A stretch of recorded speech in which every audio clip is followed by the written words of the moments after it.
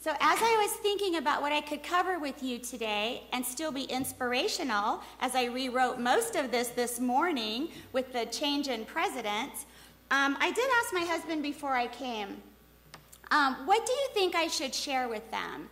My husband, by the way, has had his own company. He probably is much more suited to stand up and speak in front of you than I am. He had a picante sauce company. Have any of you had the chips and salsa from Chili's?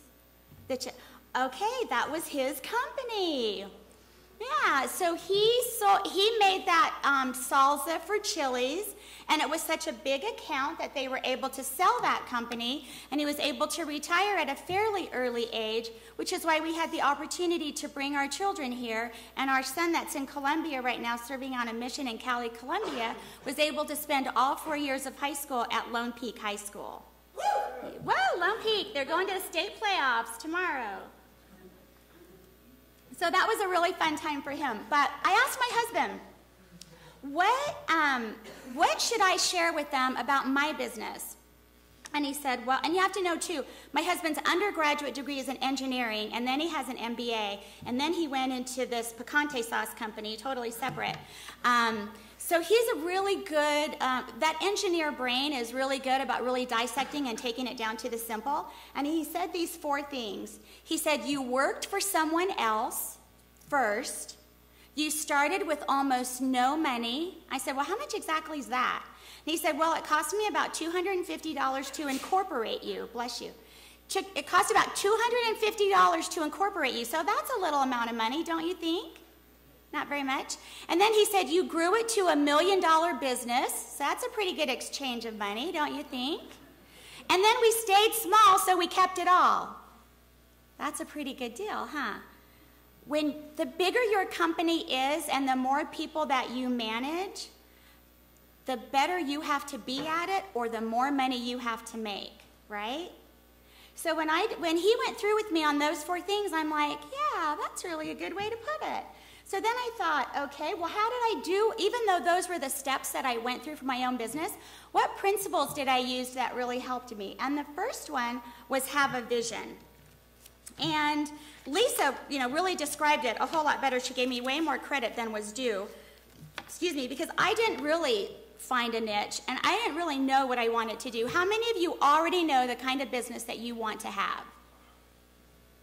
How many of you have no idea what kind of business you want to have?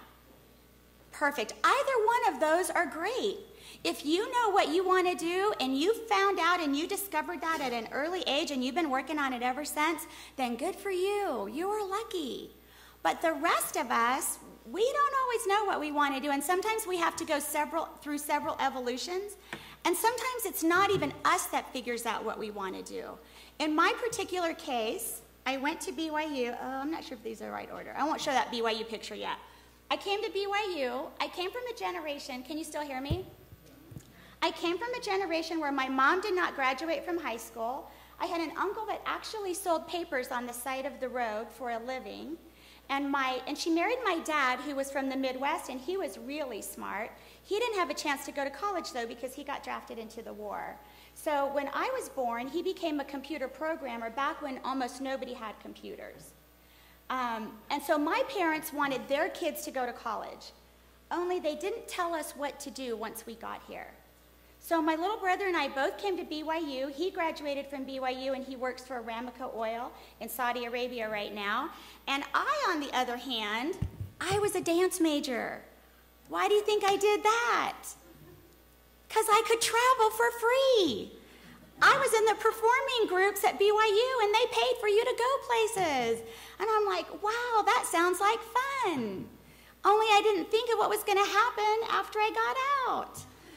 So I go home and don't have a job, and the HR director of a company that was local to San Antonio happened to be a Mormon. And my mom said, well, why don't you call Brother Meekum and see if he can get you a job? And the company was called Church's Fried Chicken. And so I'm like, well, I don't know about cutting up chickens. She goes, no, silly, there's a corporate office here. He'll get you in at the corporate office. So I went to the corporate office for Church's Fried Chicken, and I made $8,000 a year. I followed Dave Ramsey's envelope budgeting system before there was a Dave Ramsey. I did that because I didn't have enough money to open a checking account. So I would cash my check. I don't even know how much that is a year. $8,000 a year? What is that a paycheck? Not much. So I had an envelope for food, and I had an envelope for my utility bill, and I was renting a house from my mom, and she was like cutting the rent down for me. But I was happy because I had a job. And I also was happy because I met my husband there, who happened to be the engineer for the company. But I also met another man. He happened to be a bishop, but he was the CFO for the company. And he decided that he wanted his own business rather than to work for somebody. So he was buying into a Century 21, and he said, "Why don't you sell real estate?" And I said, "Hello, I was a dance major. I can't add 2 + 2. I cannot help somebody get a mortgage on their home." He said, "You don't have to do that. You just have to be able to sell."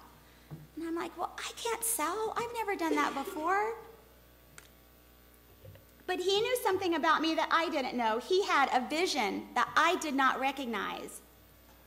When I was in elementary school, I told you my dad was a computer programmer. One of the things they taught the programmers was to say their ABCs frontwards and backwards. Don't ask me why.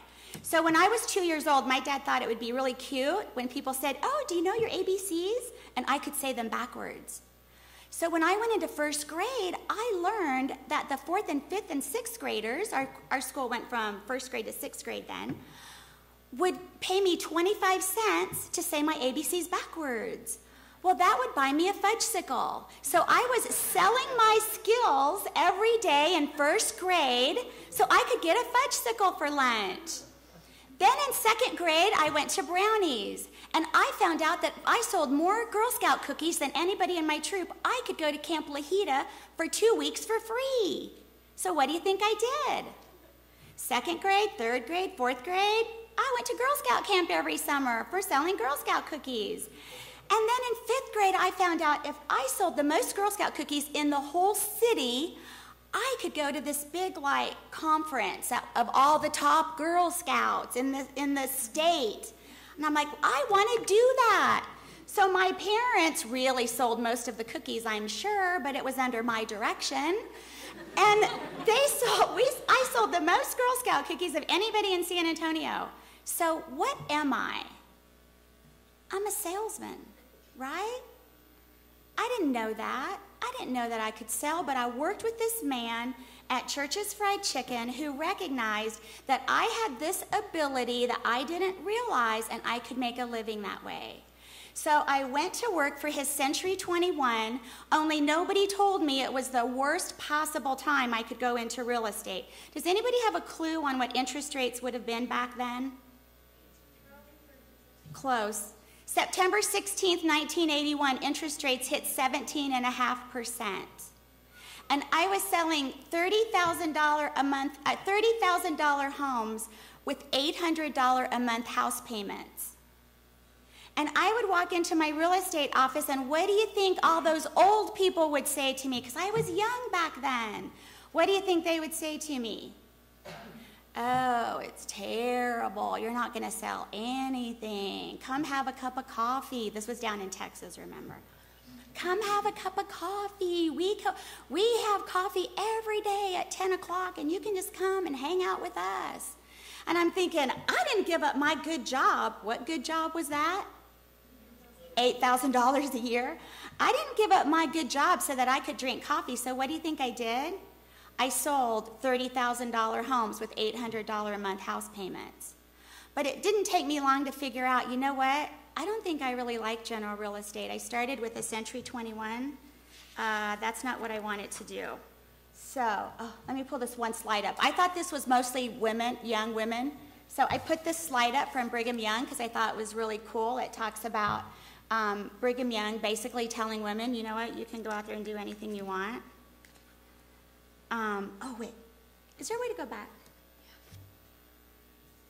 Okay, really quick first. There's a website down here. Remember I told you that I didn't know what my strengths were and somebody else identified them for me? Okay, there's a whole bunch of really expensive tests you can take, but this is a cheap one. It's 20 bucks. You can go online and it will identify your top 5 strengths. And then you can look at those strengths and go, I didn't even know that was a strength. Is it really? And then you can try and find a job that matches those strengths. Harvard University says the happiest people are the ones who find out what their strengths are and then find a job that requires those strengths and they match them, because then they don't have to change who they are for the company or business that they're working for or in. Does that make sense to everyone? So if you don't have somebody near you who loves you and cares about you and can tell you what your strengths are, or you don't trust them to tell you, go take that little test, and it's a really good way to start. There's another thing that you have to do when you're starting a business, and that you have to know how to sell yourself. One of the great things about selling is you don't have to just be a salesperson to use sales. Everybody sells. Don't be yawning on the front row. Everybody sells, right? Okay. And I'm going to go ahead and use it. When Mitt Romney was running for president, he ran a heck of a campaign. But when he started, he did not have a very good public image, did he? So when it came time for the first debates, what did he have to do? He had to change everything everybody thought about him. He had to sell himself, right? And he did that, and he did a really, really good job of that. Before anybody invests in your company, before anybody gives you money to start anything, it has nothing to do with your idea. It has nothing to do with how good they think the consumer will want it or need it or love it or buy it or go online to search for it. They're going to look at you. And you have to know how to sell yourself to get an investor, because they're not investing in your company. Who are they investing in? You. Everybody say me. They're investing in who? Me. Say it again. Me. This is really, really important, because this will carry you through the rest of your life. When we moved to Utah from Texas, we had never lived outside of Texas. We brought our kids here, and our kids actually assimilated fine. But what did we find out as grown-ups? Grown-ups don't assimilate quite as well. So what did we have to do to meet people like Lisa and Steve? We had to sell ourselves to people, right? We had to go out and meet people. And I guarantee to you that I am standing in front of you today because I met Lisa. That's the only reason I'm here. And if Lisa hadn't liked me enough to keep a relationship going, I would not be here. It really has nothing to do with my husband had a company and sold it. I had a company and succeeded. We've got a really good track record of success in our family. It has nothing to do with that. Lisa liked me. You have to know how to sell yourself. So the great thing about our church is when we ask you to do something, we give you a way. So you can go to ldsjobs.org. How many of you have been on that website? Okay, the next time I come, I want everybody to raise their hand. Oh, wait, you won't be here next time. You'll have a job, right? When you walk out of here, I want you to go to ldsjobs.org. That's the very first place for you to start. How many of you are freshmen? 2? You guys don't have to do it yet. How many? Go on your mission first. Do what you need to do. How many of you are sophomores? Okay, good. How many of you are juniors? How many of you are seniors? Okay, everybody that raised their hand that was a junior or a senior, I want you to go to ldsjobs.org. And I want you to work on your profile and get it to 90% complete. When you get your profile to 90% complete, LDS Jobs will send you information on jobs. How many of you have a job right now as a junior in college? How many of you are working part-time as a senior? Maybe I should ask you to raise your hands. Just think about this. If you're a senior and you're in school full-time and you're not working, you are not doing yourself any favors for when you graduate or your parents. You will end up, I guarantee you, in your parents' basement. And that is not where you want to end up. So you need to get a job working for somebody else. Now let's go to oh, that's me at BYU having fun. And there are actually 3 more layers of this pyramid, so I'm not really just that far off the ground. We used to have a club here called Sportswomen. They used to have service clubs. I'm on the very top. Having fun. Okay. I heard somebody gave you a nickel last week to put in your shoes, something like that. Okay, well, I'm going to take the nickel thing. I'm going to turn it a little bit around. I want you to learn on somebody else's nickel. Remember my husband said I went to work for somebody else? I started with that Century 21. From that Century 21, I figured I don't want to sell general real estate. I want to sell either commercial or new homes. So I started kind of looking into both, and I started walking through model home parks. And remember, my background is like, I want to have fun. So walking through model homes was what? Fun. See, I thought I was going to be talking to all girls.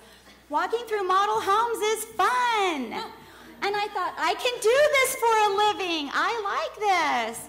And so I went to apply with this company because I really liked their homes the best.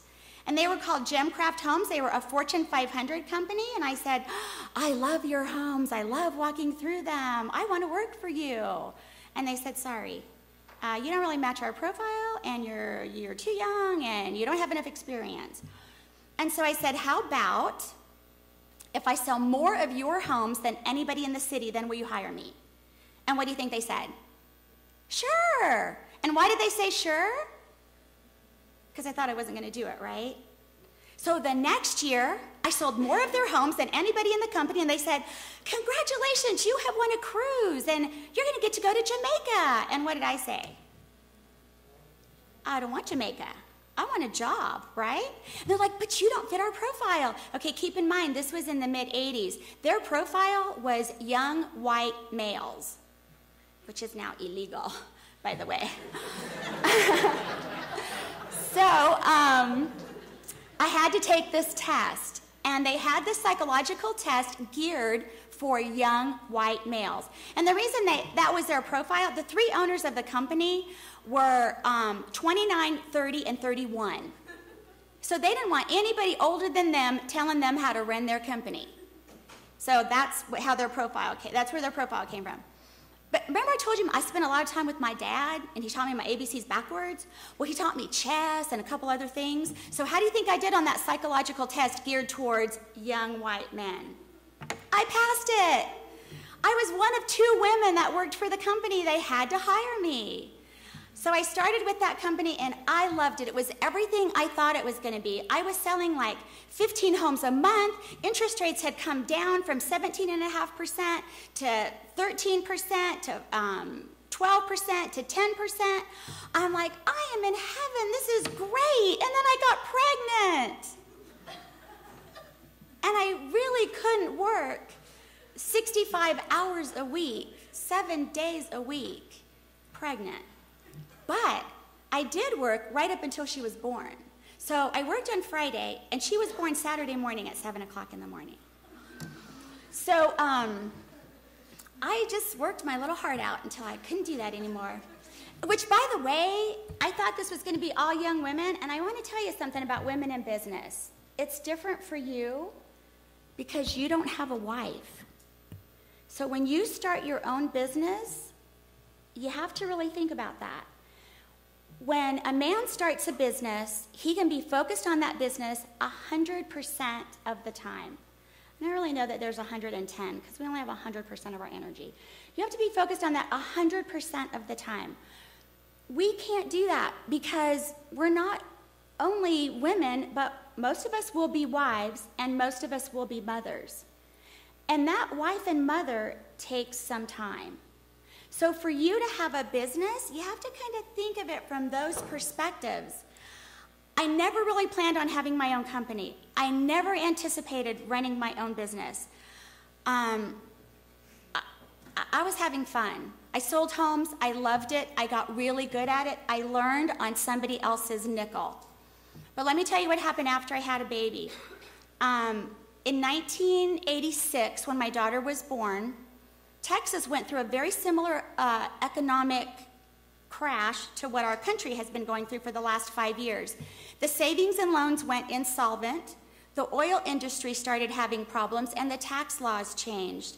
And new homes, which is what I was in, went from a 60% market share of a city to a 2% market share of a city. Basically, nobody was buying homes anymore, and new homes. They were buying foreclosures and short sales. Does that sound familiar to your universe right now? Let me tell you how familiar that is. In 2006, the United States was producing 1.8 new starts in construction for homes. Residential homes, 1.8. You know how many they did in 2011, last year? 600,000. So where does all that market share go? It goes to existing homes. Where do all those jobs go? Every time we build a home, we employ 250 plus people. When we stop building homes, where do those jobs go? To the unemployment line, right? So we have to get our housing building back up. I mean, you know, I'm okay the election turned out the way it did yesterday. I'm disappointed. That's too bad. But you know what? I'm in the industry that's going to drag this economy with it.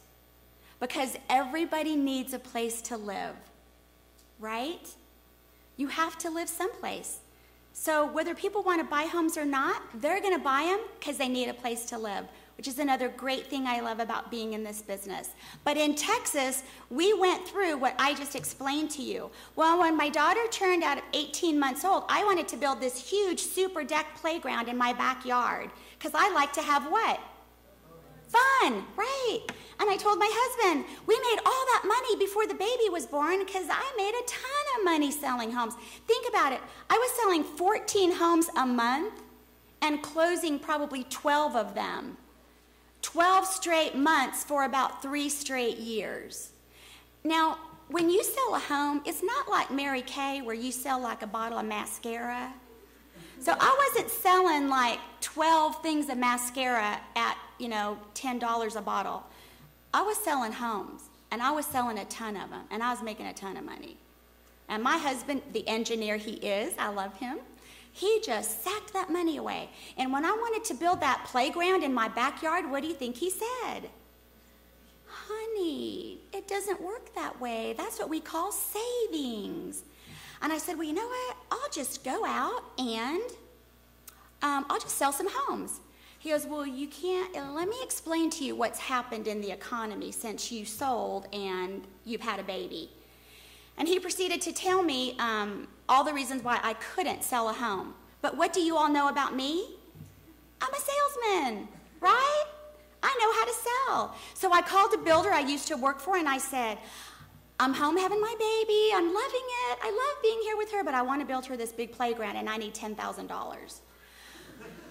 Can you pull all of the leads that your salespeople say are no good, and if I work them, will you pay me 3% commission? And you know why they could pay me 3% commission? Because I had a plan. I had gotten, in the meantime, my broker's license, which allowed me to have that in my house, not have to work for somebody and share the money, and they could just pay me direct through my broker's license. So they said, absolutely. And why did they say absolutely? Because their market share had gone from 60% to 2%, and they couldn't sell anything. So not only did I sell for them, and then my husband said, oh, honey, you know how you get when you go to work. All you think about is work, which was fine because before our little girl was born, he was working on his master's degree. Well, now his master's degree was done. He had a stay-at-home wife, and he had a little baby girl, and he was happy. So he said, how about if you sell homes when Mary Michelle's in preschool? I'm like, honey, she's in preschool Monday, Wednesday, Friday from 9 to 12. There you go. You can use those hours to sell a home. And I'm thinking, okay, I could maybe do that. So I earned the $10,000 for the backyard playground, and I won a sales contest. And then the market got worse. And that builder that I was doing that work for, they actually went bankrupt and they closed their doors. When that happened, all of those people that worked for that company scattered. They scattered through Dallas, Austin, Oklahoma, New Mexico, various parts of Texas. And when all of those people scattered and went to other companies, who do you think they remembered? They remembered me. And they said, could you come and just train our people just to do what you were doing in San Antonio? Because the market is so hard right now, they're not selling anything. So if you can just get them to tick up a little bit, we'll be happy with that. And I said, well, only if you'll pay me a bunch of money, because I'm not going to leave my little girl unless you really, really make it worth my while. And so I learned right then that people are willing to pay you for your knowledge, not your time. Write that down. People will pay you for your knowledge and not just your time.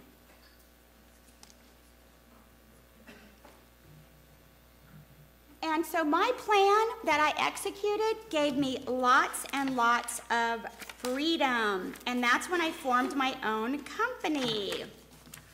So I figured out what I liked to do. So I had a vision. We got that right. I learned how to sell myself. I figured out what I liked, and I learned it on somebody else's nickel. And if you turned a nickel sideways, I'm embarrassed to tell you this, I packed 200 nickels on the plane, and I left them in where I'm staying because I was so worried about reworking my talk since Romney did not win. So I'm sorry so take the nickel out of your shoe from last week, right? And turn that nickel to the side, and that nickel has a 1/16 width. In my business in home building, we want every cut in your home to have a 1/16 error variance of what the blueprint calls for. That way we know we're going to reduce our customer service calls because your house is going to be what we call a tight home. So I wanted a tight plan, and I executed to that tight plan. And when I started training for these other companies, my husband said, you know what? You're doing really good. I think we need to incorporate you. And that's where that first $250 came in that he used to incorporate me. And I went to all of those people that wanted me to come out to their company and do some training for them. And I said, okay, well, how much will you pay me? We got that figured out. And I said, I'm going to need materials. We got that figured out. And I'm probably going to need a computer to work on. And so we got that figured out. I soaked them for everything I could pull out of them. I mean, right now it'd be a whole lot more because we didn't have half the technology back then. And you know what every single one of them said? No problem, no problem, no problem. Why did they say no problem? Because I asked, right?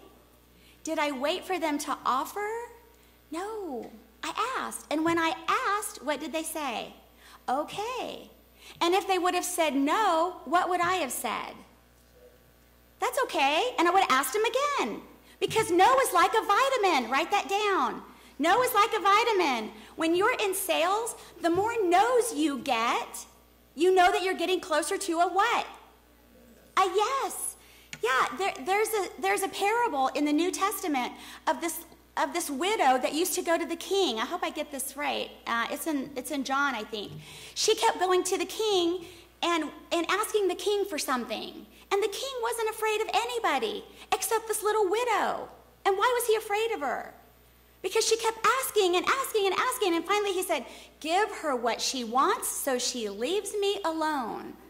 What was she doing? She was selling, right? When you go to start your business, whatever it is, you're going to hear what? No. Most of you will not hear yes the first time you attempt it. And I hate to tell you this, but if you go to your parents, they might be the first ones to tell you no. And if they tell you yes, they might be doing you a disservice because they need to make you work for it.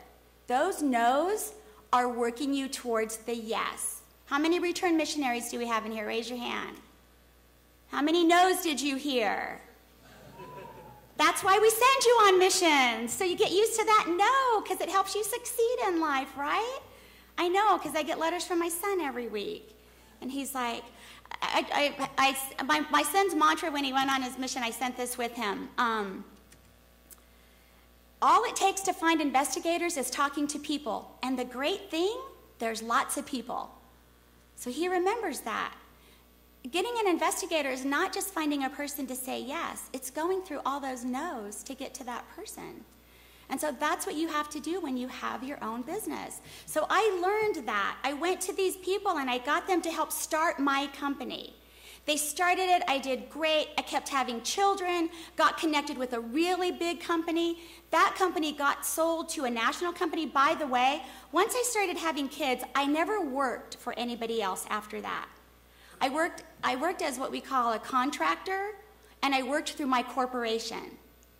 And so that gave me freedom to have my own time. I really feel blessed that I was able to do something extraordinary outside of the realms of being an employee for somebody. So while I'm telling you that you need to go learn on somebody else's nickel, do not lose the vision of having your own company. Because your own company frees you up to do the things that you want to do, either in church service or with your family or with your friends. There's just so many benefits to owning your own company. But it doesn't necessarily happen for you all at once. We have a few minutes before. Oh, yeah, I'm supposed to leave you question and answer. I'll have to come back. I'm only halfway through. Okay, let me tell you about the win-win part. I happen to be in an industry that's a win-win. I was going to show you a tape, but I can't get to it now. I don't know how many of you saw Ellen DeGeneres gave a house away this year for a company that I work for now called KB Home. And I'll tell you how I got to KB Home, hopefully really quickly. But we have this lady winning a home. And this lady is so excited about this home that she won, and I wanted to show you that. Because what I love about my job is that it's a win-win. Some of you might pick businesses where somebody wins and somebody loses. I have a daughter that was getting ready to start law school at University of San Diego, and she decided to go work for a search engine company because she could make more money for a while. And when she thought about being a lawyer, she thought the thing about being a lawyer is that usually somebody wins and somebody loses, right? And so in some businesses, that's true. Some people win and some people lose. So you really have to think through what your business is. I love my business because it's a win-win. And when it's a win-win, I can spend time with my kids. That's my daughter. She graduated at 24 from BYU, the MPA program, and she works for Accenture as a management consultant. And her husband is in his second year of dental school, and he graduated from BYU as well and finished a mission in Russia and is in Portland right now in dental school. These are my other two children. She's my free spirit search engine girl. He is my son that's on his mission in Colombia, and for our free time, oh, that's my husband. And in our free time, we love to go to the Cayman Islands, and that's our beach on 7 Mile Beach in the Cayman Islands. Why are we able to enjoy this lifestyle? Number one, I believe because we had our priorities in the right place and we didn't compromise those. Number two, it's because we were willing to work hard. And we also were willing to work hard as a team. I could have not done this if I didn't have the support of my husband. And my husband will tell you that we could not enjoy the lifestyle that we have if he hadn't been able to help me get my own company going, even though he did his company as well. It's been a very, very much a team effort. My business partners that I went into business with in 2001, I took on 2 partners, and we formed Next Solutions, and we took most of our builders to either 1 or 2 in their respective markets. The reason that Lisa Bernson's sitting here isn't because she had a magazine, but it's because she had a scrapbooking magazine that she built to the #1 scrapbooking magazine in the country. And then she found a buyer for her business, right, Lisa? You have to be number 1 or 2 in your business or nobody wants to buy you. Write that down, right? There's a really good book called Discipline of Market Leaders. Write that book down. That's a really good book to read. There's another good book to read called Drive, and it helps identify what motivates you. And one of the things is having a purpose. One of the things is feeling autonomous, which is what having your own business does for you. And one of the things is mastery. It will take you 10,000 hours to master whatever business you have to get really, really good at it. And I guarantee you, if you ask Lisa if she mastered her business, she did after about 10,000 hours with WordPerfect, right, as an editor. So you don't just roll off of the BYU campus into mastering whatever business you're trying to create. Does that make sense? You need to work hard. I know I'm not closing exactly right. I did do one thing that I thought you guys thought would be funny. This morning when I was panicked about Romney not winning, I went on Facebook and I said, I'm speaking to a group of college kids and I planned on Romney winning and I was going to inspire them with this new economy. What do I say now? So I got some comments back, and here's a few of them. Well, you could tell them they don't have to build a business. The government will build it for them. You can tell them that hard work, honesty, solid customer service have always been the hallmark of a successful business, and it will continue to be no matter who's president. You can tell them to move to Texas because we're going to succeed from the U.S. You can tell them to build their business for tomorrow's economy, not yesterday's, and to open a business printing food stamps. Thank Thank you for letting me come today.